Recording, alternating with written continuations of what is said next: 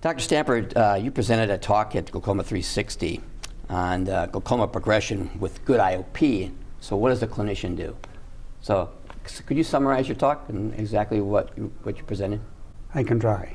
The clinician is often maybe 10 or to 20% of glaucoma patients may show progression despite what appears to be good control from either medication or surgery, and yet the disease seems to be progressing.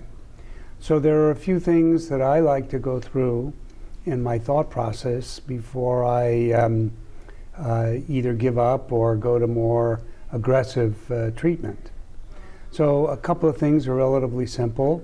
I ask the patient about their fluid intake. Sometimes fluids, excess fluids can raise the eye pressure. So the patient may look great at 11 o'clock in the morning or 2 o'clock in the afternoon, but has 6 cups of coffee to get the motor running first thing in the morning, and that can cause a significant rise in intraocular pressure.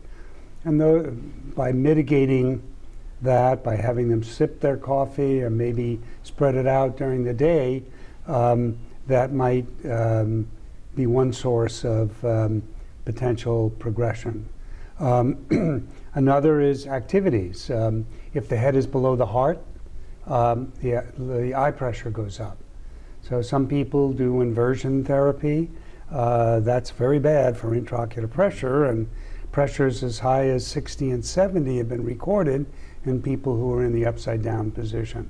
So that certainly can adversely affect the nerve of somebody whose nerve is already compromised. Now, Dr. Stamper, what's the take-home message for the clinician? And obviously, what you presented some good information. What's the take-home message for them? Well, I think the main take-home message is to look for reasons. There are probably a dozen others that I talk about in my presentation, but look for reasons that why the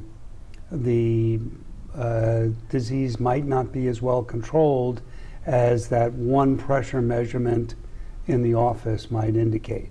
And they need to be a little bit like a detective, like a Sherlock Holmes, and try to delve a little bit into the patient's lifestyle or into some of their other medications that might give them a clue as to some potential mechanisms for progression of the glaucoma. Thank you, Dr. Stamper.